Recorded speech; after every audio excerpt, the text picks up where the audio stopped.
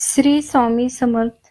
श्री गुरुचरित्र पारायण करण्याचे रहस्यमय फायदे, वास्तुशास्त्राचे अनेक दोष, तसेच घरातील मतभेद या गोष्टीमुळे आज आपण प्रत्येक जण असंख्य दुःखाने, संकटाने तसेच मानसिक अशांतता अनुभवतो. घरात व घराबाहेर, सार्वजनिक तसेच सामुदायिक जीवनात प्रत्येकाला काही ना काहीही समस्येने घेरलेले आहे आणि सर्वजण या गोष्टीमुळे त्रस्त आहेत. अशा असंख्य गोष्टींच्या त्रासातून मुक्त होण्यासाठी अध्यात्मशास्त्र व श्री दत्त संप्रदायामध्ये यावर एक प्रभावी आध्यात्मिक उपासना सांगितली गेली आहे.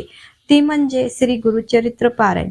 वेदाप्रमाणे मान्यता असणाऱ्या श्री गुरुचरित्र ग्रंथाचे पारायण केल्याने काय दिव्य फायदे होतात ते पुढील प्रमाणे विशद करत आहोत. ज्यावेळी एखाद्या गंभीर संकट आपल्यावर स्वतःवर किंवा आपल्या कुटुंबावर येते आणि अशा वेळेस काय करावे हे सुचत नाही, त्यावेळेस या अमृततुल्य ग्रंथात च्या पारायणाने संकटातून बाहेर पडण्याचे मार्ग सापडतो अशी मान्यता आहे. श्री दत्त उपासक सांगतात की ह्या ग्रंथामध्ये प्रत्येक अक्षर एखादा मंत्र प्रमाणे आहे. तुमच्या कुठल्याही प्रकारचे यादी व्याधी आजार यांच्या वाचनाने नष्ट होते. गुरूंचा आशीर्वाद प्राप्त झाला आणि गुरुभक्ती मनातून जागृती झाली की मनुष्य दुःखमुक्त होतो अशी दृढ श्रद्धा भाविकांमध्ये आहेत.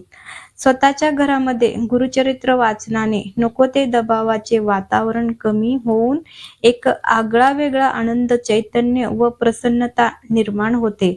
ह्यापेक्षाही 100 पटीने जास्त फळ केंद्रात सामुदायिक पारायण केल्याने मिळते. प्रखर पितृदोष व प्रखर वास्तुदोष यावरती उपाय म्हणून संकल्पयुक्त गुरुचरित्र पारायण केल्यास खूप लवकर प्रभाव अनुभव येतो.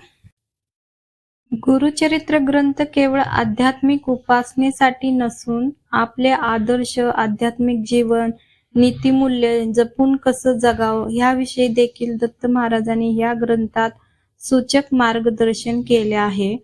विशिष्ट समस्यांवर जसे विवाह, शिक्षण, आरोग्य यामध्ये येत असणाऱ्या अडचणी वर संकल्पयुक्त गुरुचरित्र केल्यास हमखास अनुभव येतो असे जाणकारांचे मत आहे.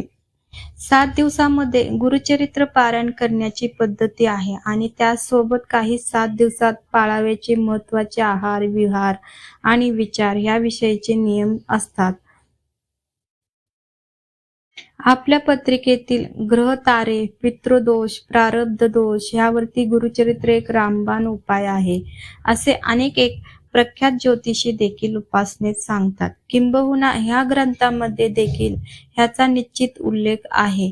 म्हणून आल्या जन्मी आपण एकदा तरी श्री गुरुचरित्र पारायण वाचून कृतकृत्य व्हावं आणि या आध्यात्मिक उपासनेचा डोळसपणे आनंद घ्यावा. श्री स्वामी समर्थ. जय जय स्वामी समर्थ.